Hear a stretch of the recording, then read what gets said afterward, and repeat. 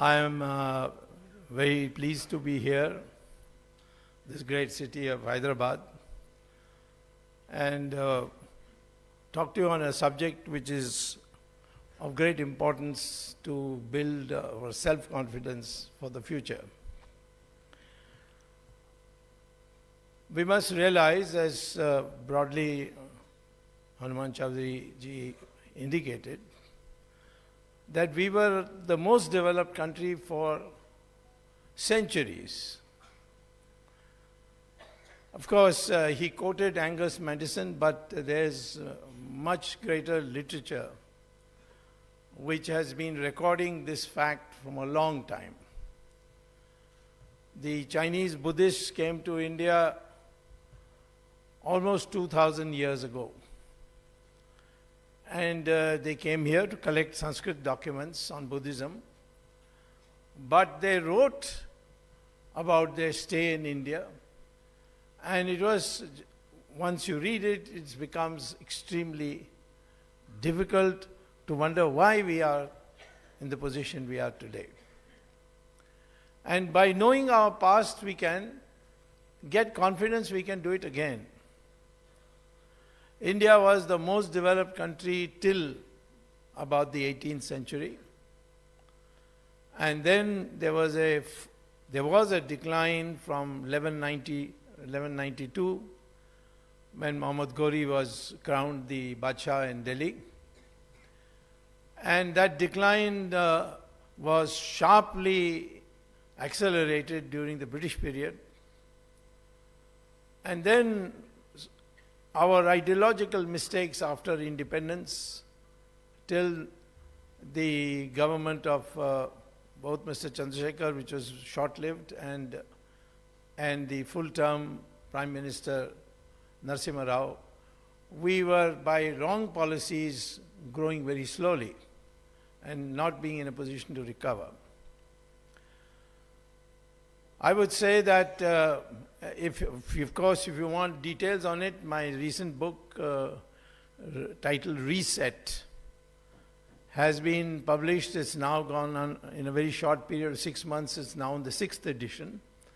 I've covered all these periods from the British and till the present.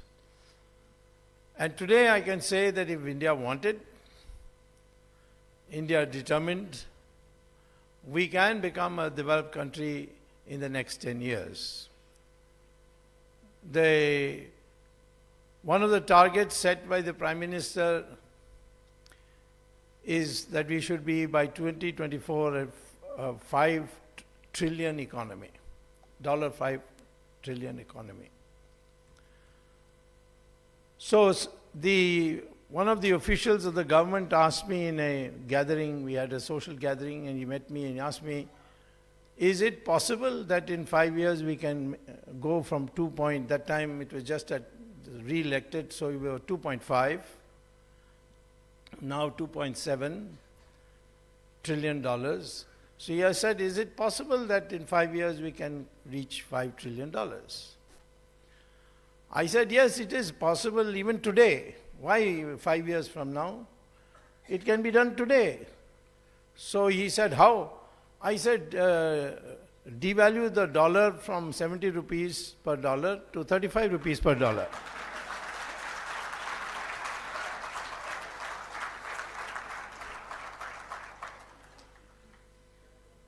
So he was taken aback, and then he realized that mentioning it in dollar terms is meaningless.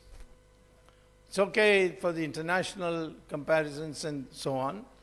But let me tell you that if you were to take products produced in India and looked at the price you have to pay for that product and take the same quality products in the United States and see the dollar price you have to pay for that, you get a totally different picture from $70 rupees to a dollar. Take haircuts, for example. In this hotel, I'm sure that the haircuts are world class, but the price you pay here compared to the dollar price you pay in a similar star hotel in the United States, you'll be surprised. It is only 7, if you were to take the ratio, it is 7 rupees to $1.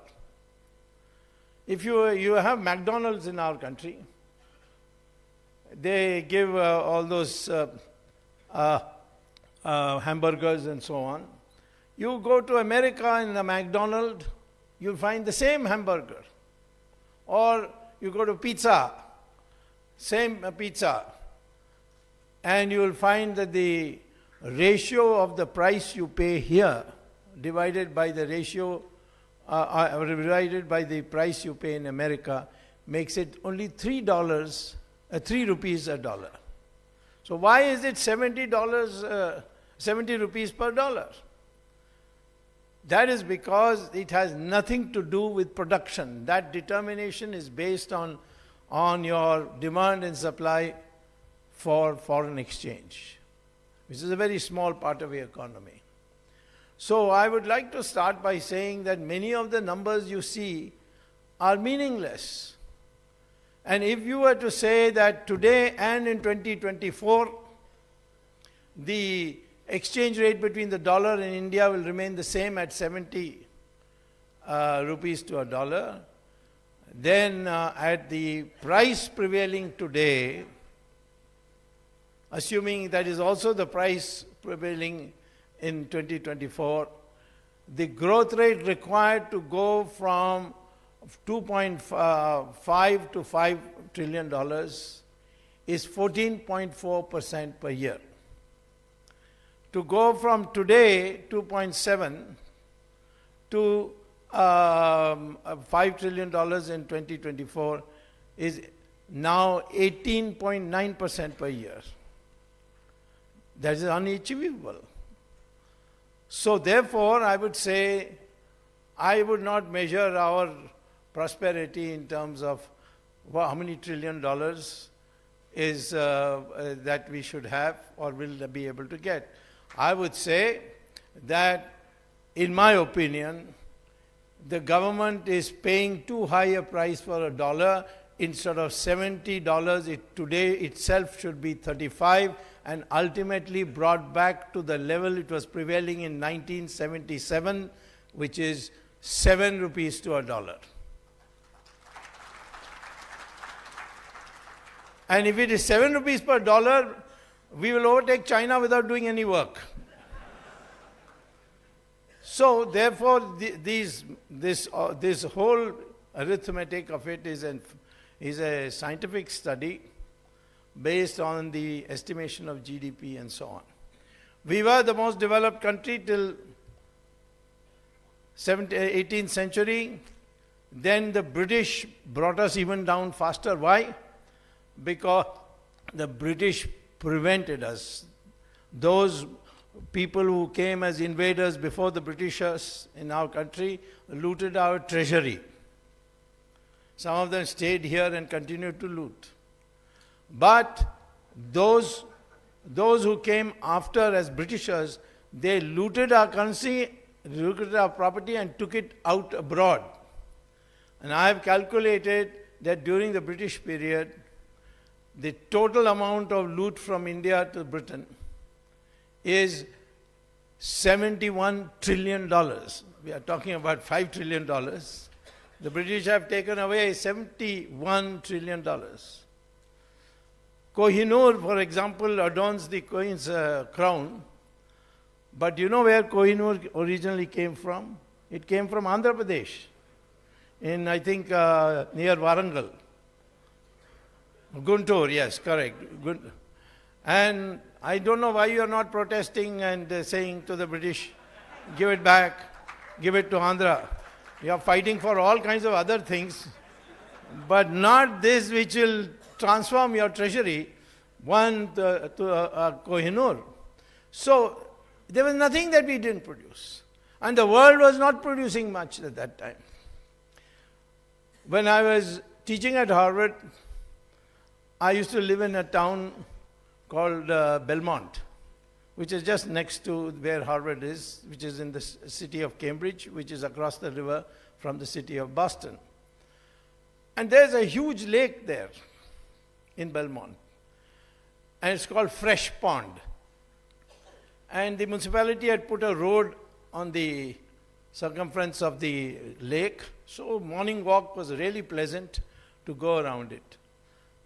So in one of my morning walks, I saw a signboard. It says, it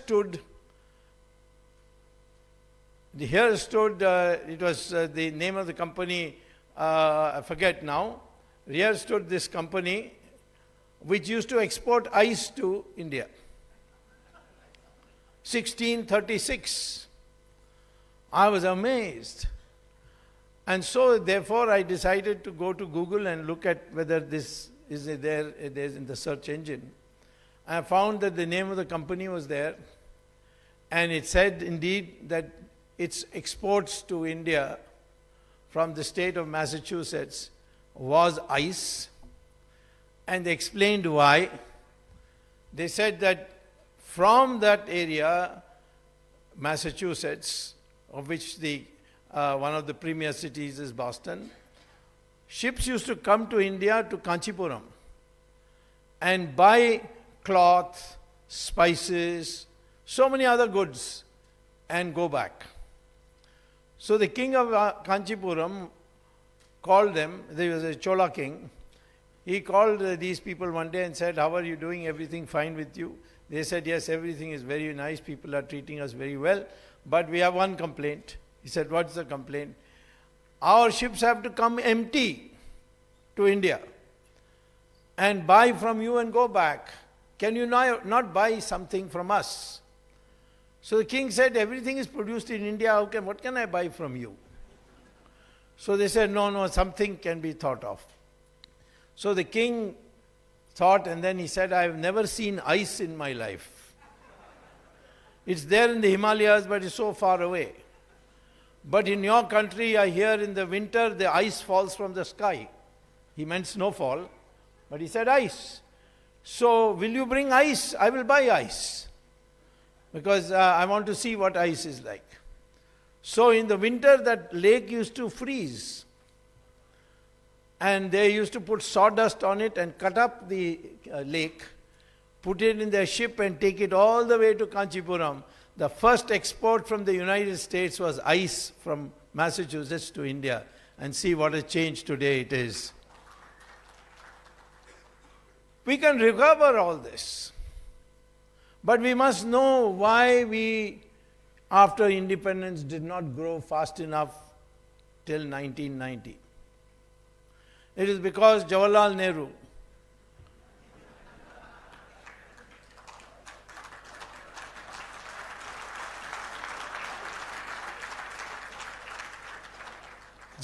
Nehru insisted on adopting the Soviet economic model. And what is the Soviet economic model? Extract resources from agriculture and finance industrial development. And that too, heavy industrial development, steel plants, this, that. It was all right for Soviet Union up to a point, because before communism came to the Soviet Union, the Tsars had brought about an agricultural revolution in Soviet Union, so agriculture had plenty of money. And so Lenin, and mostly after that Stalin, was able to extract those resources and build all these industrial plants. But India was actually sucked dry. The British saw to it that agriculture had no resources. Why? Because in 1857, Britishers found to their horrible surprise that one lady called Rani Jhansi, she led an army against the British. In Karnataka also there was a lady called Rani Chennamma. There are ladies all over, but our history books have forgotten that. And today also ladies in Indian politics are very fierce. Mamata Banerjee, Mayawati, Jayalalitha. I'm talking only of Indian ladies, not Italian ladies.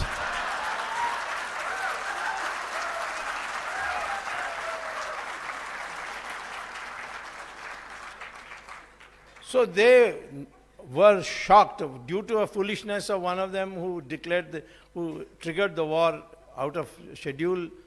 Rani Jhansi could not win. But after the defeat, the British established their direct empire in India with Queen Victoria as the Queen of India, and said never again such a revolt should take place. Why? Because Rani Jhansi was financed by the farmers of India. They gave her money, they gave her recruitment, people for recruitment, and so to destroy the backbone of the Indian farming community, they introduced a new system called the Zamindari system, with this variation here and there. And the Zamindari system was entirely of only one job, and that is to collect revenue for the British. But the British said to these zamindars, you can collect as much as you want, but you have to give this fixed amount every year for the British administration in India. So they recruited criminals, and these criminals then went about sucking the agriculture dry. They had the power that if the farmer could not pay, then they could take away the jewels of his wife. If the jewels of the wife had also gone, then they can take over the land of his brother. And there was no law except the Zamindari law. And therefore, by 1947, agriculture had become completely bone dry. There was nothing, poverty and nothing else. And Jawaharlal Nehru, he decided that we'll have Soviet model now country. Soviet model has not even worked in the Soviet Union. They used to, all these communists, I don't know whether there are any communists left in Hyderabad now. They're all over the country, they're dropping in numbers. Now there's only 1% of the vote or something like that. Yes. So, these communists used to tell me that in Soviet Union there is no unemployment, there is no inflation, there is no poverty. Soviet Union is heaven. Well, in 1991, I told one of these communist leaders, EMS Namboodiripad, now there is no Soviet Union also. They broke into 16 pieces. One of them is Kazakhstan. There is no Soviet Union, and that Soviet model has been completely discredited. So in 1990, I came into office. I became the senior most minister, Mr. Chandrasekhar, with 2 portfolios. And we decided that we cannot make progress unless we reform. I prepared the blueprints, but Mr. Chandrasekhar government didn't last very long. And there were elections, and Narasimha Rao, the great son of Warangal. No, he is Warangal. That's why I thought Kohinoor is also from Warangal, because Narasimha Rao is also from Warangal.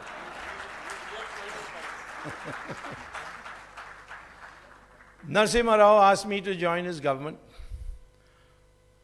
but he made a condition, you have to join Congress party, he said.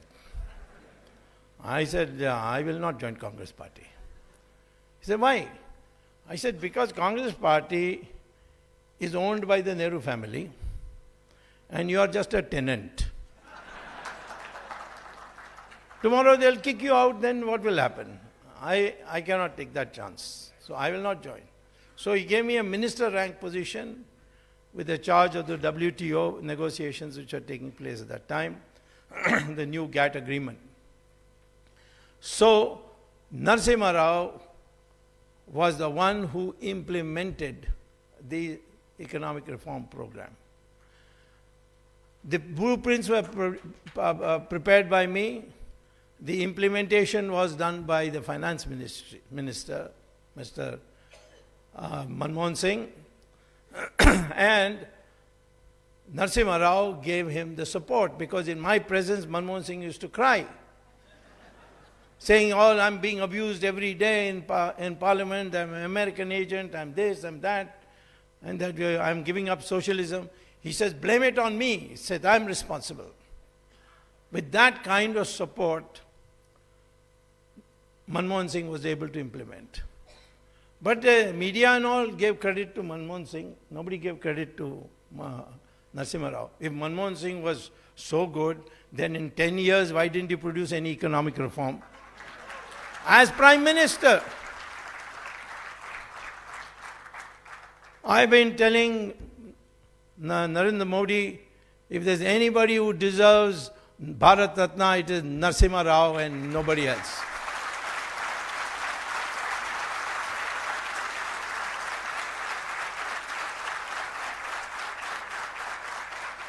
And I will not rest till that happens.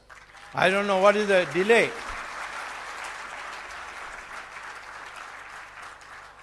Between 1947 and 1990, when the Soviet model was there, our growth was only 3.5% per year in GDP. Between 91 and 96, till Narasimha Rao lasted, those 5 years, we went from, that time there was a crisis, so the growth rate had gone to 1%, from 1% to 8% in just 5 years. That's the miracle. What did he do? He empowered the people. He removed in one blow all licenses, one blow all the quotas, gave people the right on the market forces basis to import and export. And we reached this level. And the whole world began accepting that India is now becoming a world global power. After that, 8% is, we have been achieving it from time to time. But we have not improved on the reforms that Narasimha Rao had brought in. We need to do it now. Your question is, will we be a superpower in economics by 1930? In 10 years? Of course we can. But you need some economic reforms. And those economic reforms have not yet been implemented. When you're looking at a plan for action, you have to look at 4 things. What is your objective? If your goal is superpower in economics in 10 years, what's your objective in terms of economics? Growth rate is an objective. Unemployment removal is an objective. Removal of poverty is another objective. So you can have any number of objectives, but then you must have priority. And that priority, in my opinion, today is that we must grow at least 10% per year. So this is the objective I would put before the government. Target a 10% growth rate. And don't give me all these excuses, nominal growth rate and the GDP correction or estimation. All this is not necessary. By the usual methods adopted by the United Nations, you apply those methods. They are well known. And that, according to that, if the GDP grows for 10% per year for 10 years, India will overtake China and challenge the United States for number 1 position in the next 50 years. According to economists, what is the growth rate? How is it found? It is the rate of investment. What does the rate of investment mean? The total savings in the country of the households, of the corporate sector, of the government sector. Of course, government sectors never save anything, they're always losing. But supposing they can save, it's possible. So these 3 sectors, savings, plus what is coming from abroad, added together is what is called as total investment. Divide that by the GDP. That division is called rate of investment. And the rate of investment, as Hanumanji just now pointed out correctly, had reached the level of 37-38%. And that 37-38% fell, and it is now around less than about 29%, little less than 30%. We have to bring it back to 37%. And this 37% should be invested efficiently. If there's corruption in the country, it can't be efficient. But how do you invest it efficiently? Well, certainly fighting corruption becomes a very important part of that. But also to see that those who do work, you reward them. So today I will say, if I want to go from 29% to 37%, the rate of investment, what will I do? I will abolish income tax first of all, because it is the source of all corruption. People ask me, where will the money come for the government? Why does government need money at all?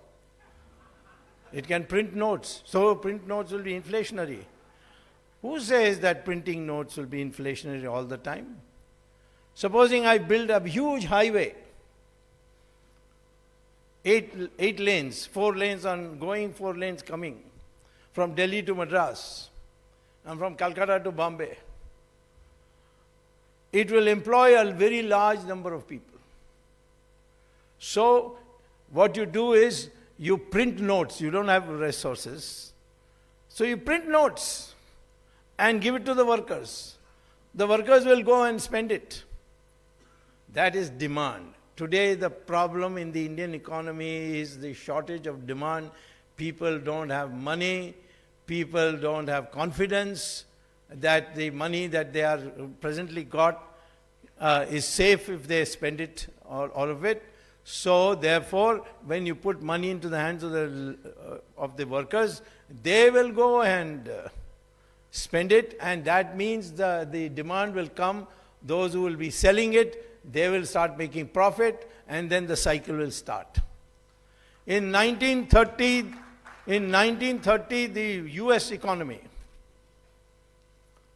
economy had a major crash, and it was called the World Depression.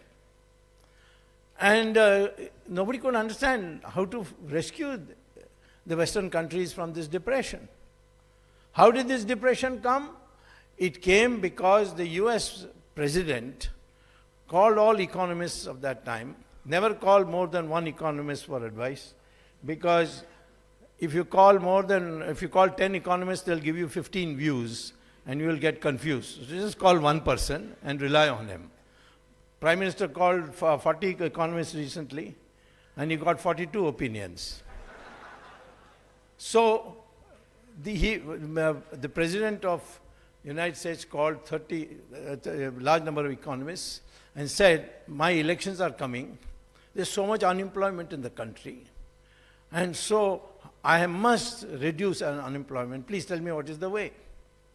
So at that stage of knowledge, which has now vastly expanded in economics, that stage of knowledge, the economists said, what you have to do is that the trade unions have raised the wage rates very much. So nobody is employing. So make the labor cheap so that people will start employing. Companies will start employing. Logically, it seems reasonable. And so they said, you go and talk to the unions and say, till my elections are over, please reduce your wage rate by 10%. And after that, you can raise it again.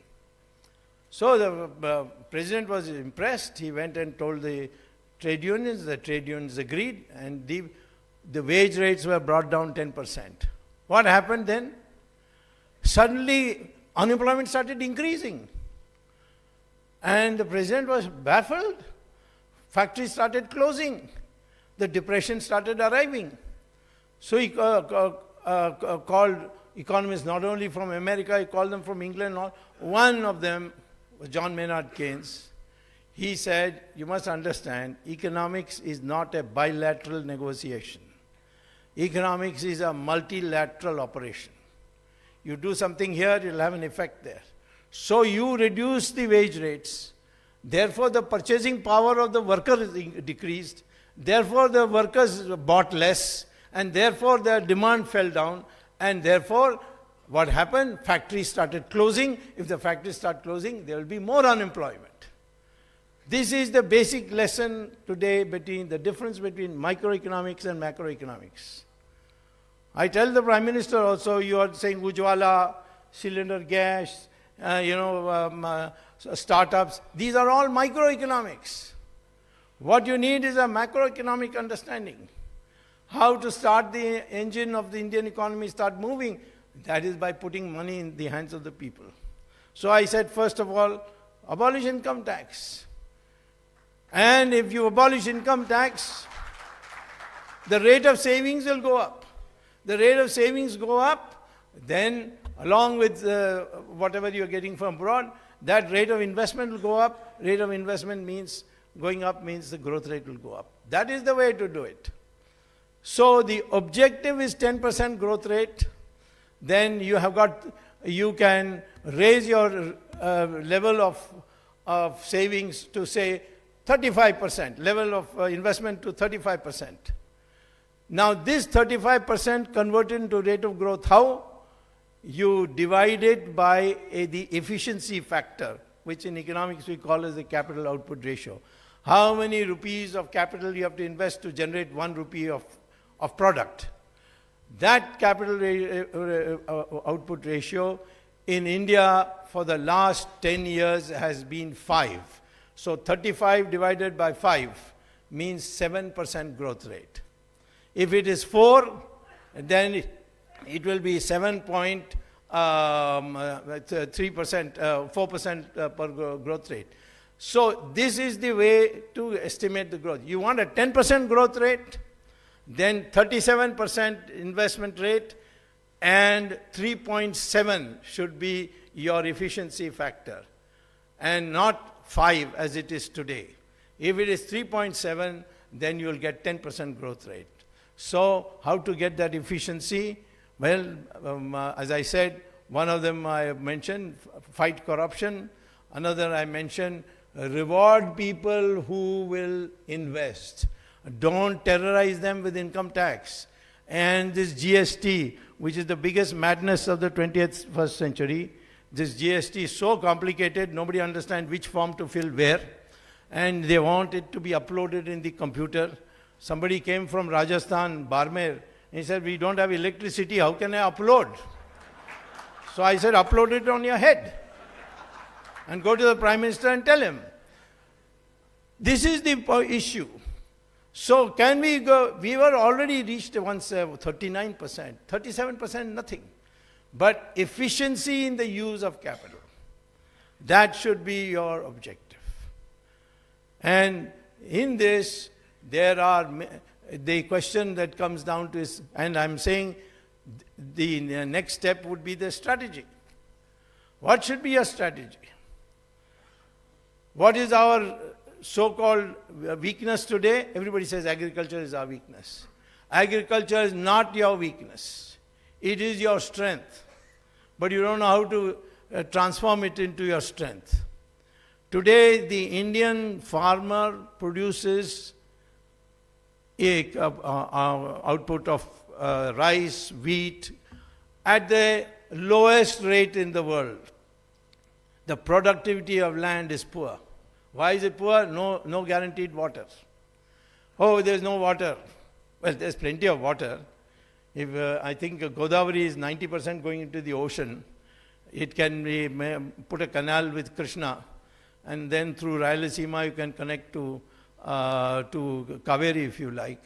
There's no shortage of water, it is only not being utilized properly. But most of all, we can desalinate seawater. India has a long coastline. Israel has not a single river in their country. Yet every tap in Israel, 24 hours you can get pure water. The Saudi Arabians hate Israel, but quietly they have bought desalination plant from them. They also have 24 hours of water. Same thing with Dubai, no river, but desalination of seawater. In our country also, where it has been experimented, it has produced results. For example, the atomic energy project Kalpakam in Tamil Nadu, the Tamil Nadu government said, we can't give you water for your reactors. So they put a desalination plant. The only place in Tamil Nadu where you get water 24 hours a day, pure water, which you can drink from the tap itself, is in Kalpakam for their scientists who are living in their colonies. Not anywhere else in Tamil Nadu.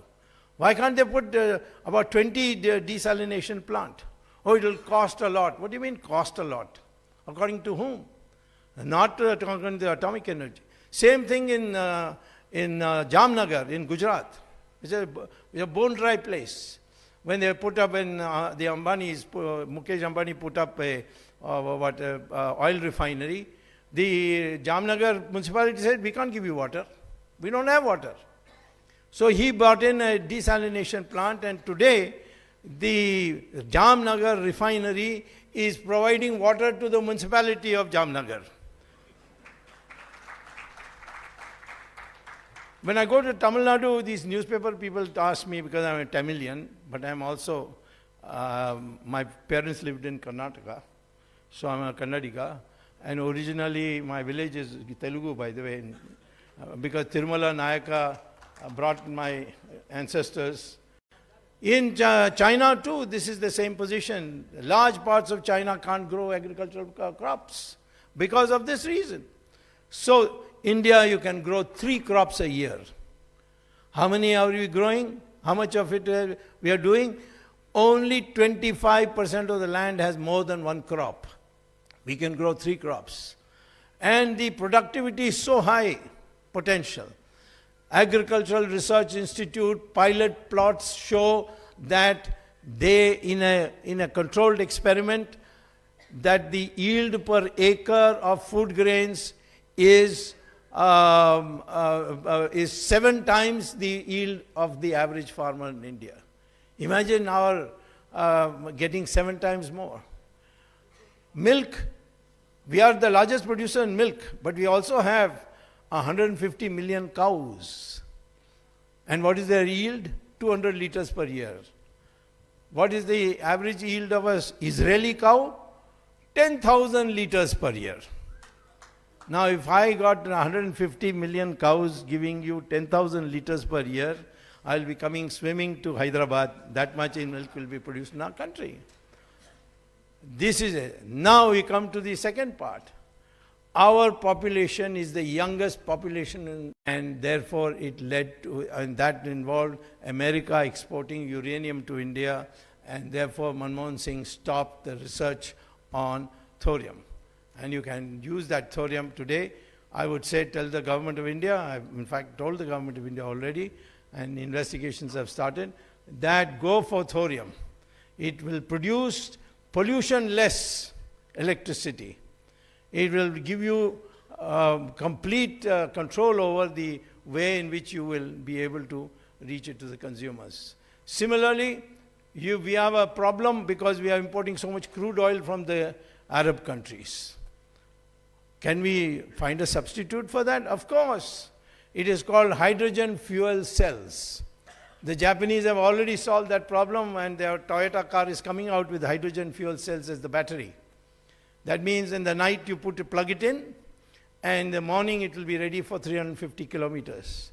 And instead of petrol pumps, if you have charging stations, then like every other car it can go. Oil will become obsolete. The Arabs will go back to their tents and their camels after that. All this is available, and you got a young population. Educate them well. We are hardly spending 1.5% of our GDP on education. We should open, instead of 400 universities as they claim, we must have 4,000 universities. This was a land.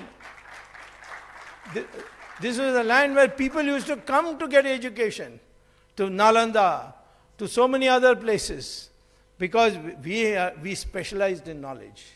And today we discover so many things which the West didn't even know. Today yoga has become very popular in the West. And that's why it also become popular in India. White man thinks it is good, it must be good for us also. Sanskrit is soon going to become a language of the future instead of the language of the past. Why? Artificial intelligence. Research shows, and this is there in the Google, research shows that the best way to store knowledge is through the medium of Sanskrit, because in Sanskrit there is no confusion about phonetics. If tomorrow I speak to the computer, if I speak to the computer and I say put, it will put PUT, then I say but, then it will get confused. Because BUT is but and PUT is put. So the computer gets confused. But the Sanskrit, this Devanagari Lipi, is so scientific that there can never be any confusion. If you go to Google and type St. James High School or St. John's High School, you will find a news item where the principal of that school it's a all-white school, Englishman's school. And that principal is being interviewed and is asked a question, why is it that you force your students from the ages of 6 to 11 to recite Sanskrit shlokas for half an hour every morning?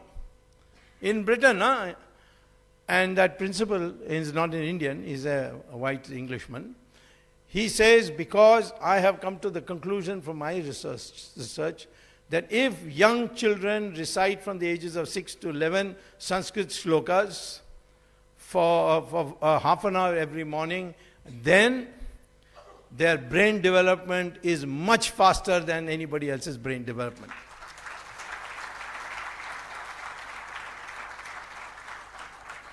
So what I'm saying is, your strategy should be to go for innovations, empower our young people, make it easy to get education, tell people that they don't have to pay fees, but when they start earning, they can start returning the money. Not the loan on mortgage or anything like that, which poor people cannot afford. And in our country, many, many poor people have become geniuses. Ramanuja is now considered the biggest genius in mathematics ever so far who has been born in this world. And he came from a very poor family. So I would say that we don't lack any, if our objectives are clear, our priority is first to accelerate our growth rate, then choose our technology in such a way that it generates employment, then to see that the poor get employment. Agriculture becomes an exporting country because it produces the cheapest products. Our milk is sold at 1/6 the price in Europe. Our wheat is sold at 1/4 the price in America. Export our agricultural products. But then you will have to build airports in every district. You will have to find a way by which this packaging industry, you must set it up in every district so that these things can be exported. And through the internet, you have to educate the farmer on the internet so he can find out where the prices are the best. All these are within your reach. And if you do that, within the 10 years, you would become the most developed country in the world. You will be a challenge to the United States because the United States is entirely driven by innovation. And they are now using Indians. Microsoft, Indian. Then you say Google, Indian. Their surgery, Indian. There are Indians everywhere. Even in defrauding, Indians are there. So, scientifically defrauding, that is. So, I'm saying that we have demonstrated, we have been the developed country of the world for thousands of years. People were coming to our country to find out. For us to become developed again is not a problem. What you need is focus, you need your determination, you need that. I regret to say at the moment, I've not been able to persuade the Prime Minister to think like me. But I'm sure because he is a very devoted patriot, when he sees that all the other methods have not worked, I'm sure he will come to the method that I'm suggesting.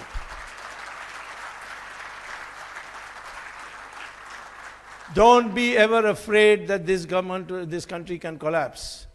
We nearly collapsed in the in the 1960s, when we couldn't produce enough food and we had to beg the Americans.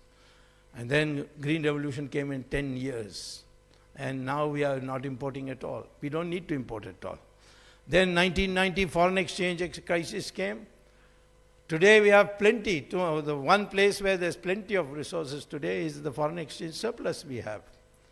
Because at that time Narasimha Rao brought this economic change. I have found that in 1962 we got a thrashing from the Chinese, and we have now improved our military to such an extent that we can thrash both Pakistan and China at the same time.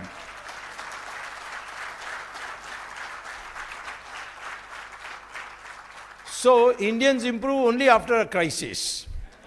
So please pray for a crisis in the economic field also. This country is indestructible. This country has a long history. The UNESCO listed 46 countries, 46 civilizations. The Greek civilization, the Italian, the Roman civilization, the Egyptian civilization, the Mesopotamia, Babylon, all these 46. And what did they find? 45 have disappeared. Only one is still continuing, the Hindu civilization of India.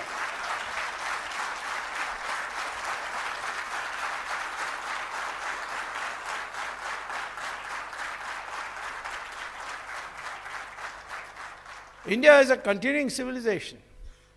And if people came to this country without the intention to attack us, we have been most hospitable.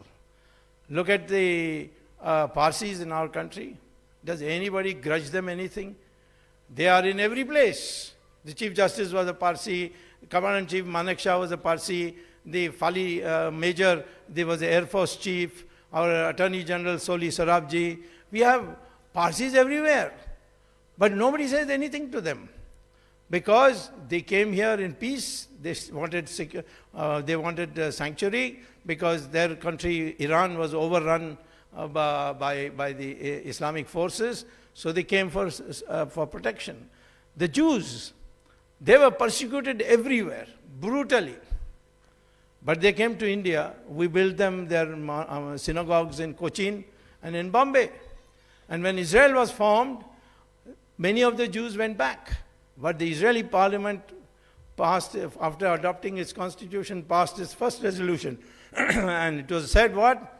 Thank you, India, the only country where the Jews were not persecuted.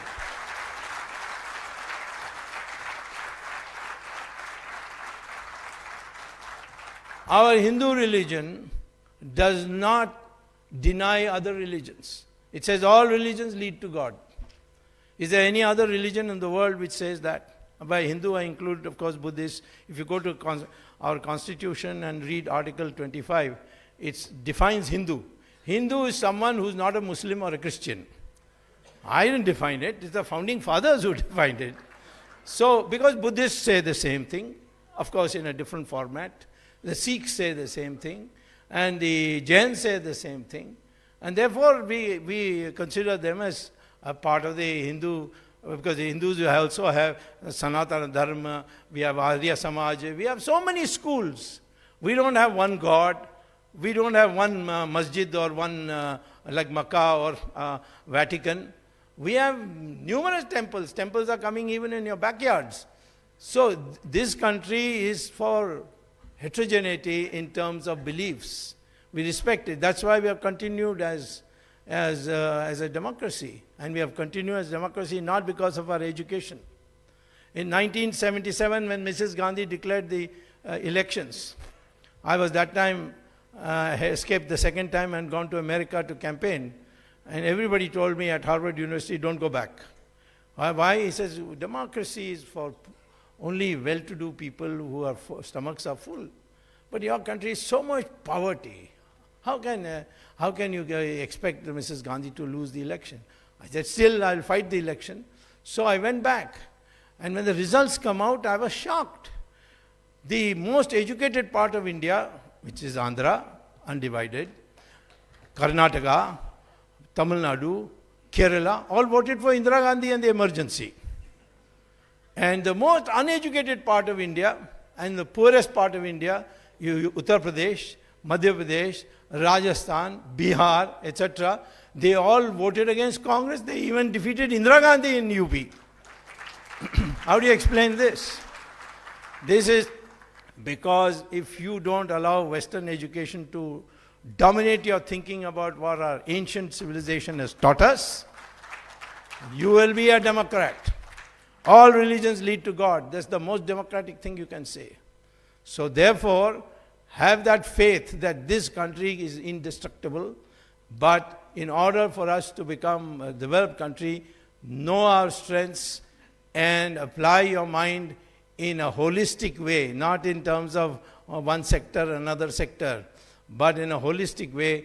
This country will definitely, and I believe that stage has now come, when after seeing the last 1 year of economic crisis, the mind has been made up, we have to do something radical.